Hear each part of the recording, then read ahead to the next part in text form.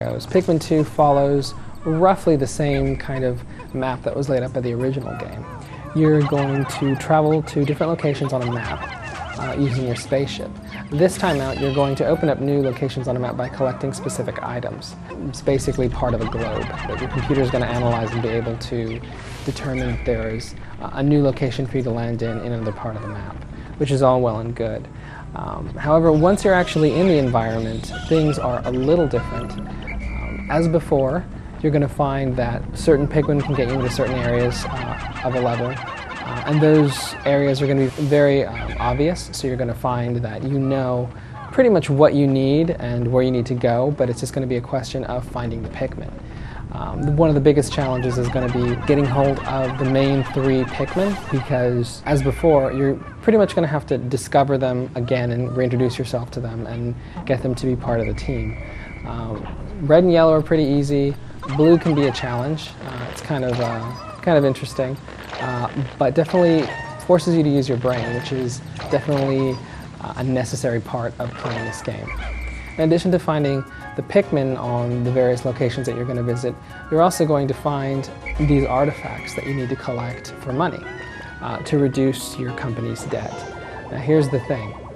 In addition to finding these items outside on the ground, you're also going to find special holes that will let you travel underground into caves. The caves are going to vary from, you can basically think of them as dungeons. So these are basically going to be areas that you can go to and sort of, in a way, almost treat RPG style. You're going to go in with a set party, a set number of Pikmin, and you're going to be expected to solve their puzzles or just find the pieces of junk that you need in order to get out of debt. Now, one of the main criticisms leveled at the original game was that it was very short, and you're going to find that that is really not a problem with Pikmin 2. The single-player game is about double, if not more, the length of the first game's single-player game, depending on how seasoned a player you are. But there's even more to the game this time out. Whereas in the first game you can unlock a challenge mode, which you sort of do here as well. You're also going to find that there's a two-player battle mode that is fun because it's pretty much you and a friend trying to collect each other's marbles, pretty much. You're either trying to collect a certain amount of items before the time runs out or steal your opponents, and you'll have access to all your Pikmin, and the arenas can make for some pretty hectic battles.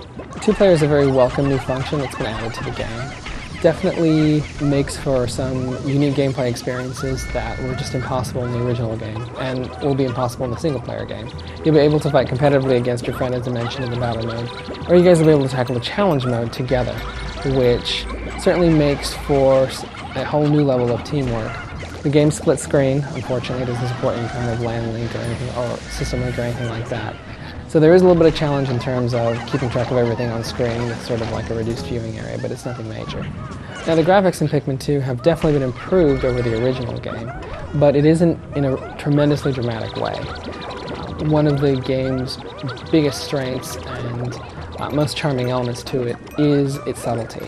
The ability to kind of recreate almost photorealistically a garden or an outdoor area that seems pretty ordinary to us, but to have it redone in such a way as to be like a whole new world is really interesting visually, and Pikmin 2 sort of expands on that. You're going to see a lot more activity in the environments, a lot more particle things going on, like flower petals drifting in the wind. You're going to see dandelions breaking apart and sort of wafting off on their own business.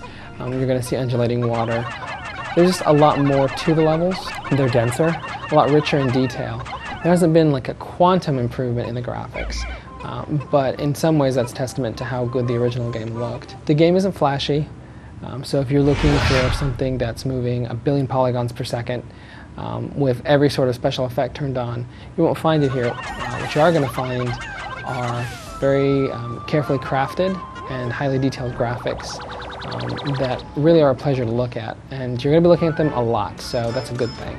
As far as the audio goes, much like the graphics, Pikmin's always been about very subtle audio. And so the background music isn't too intrusive. It's well done, and it definitely matches sort of the mood of levels and what's going on in the game. But nothing really stands out terribly.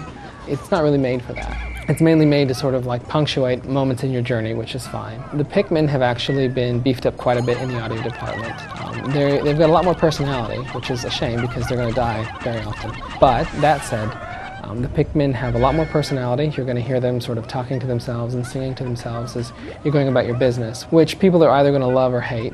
Depending on the situation, the constant chatter from the Pikmin can get a little old, but that said, they're a lot livelier this time out, and there's a little bit more to them in terms of the way they behave.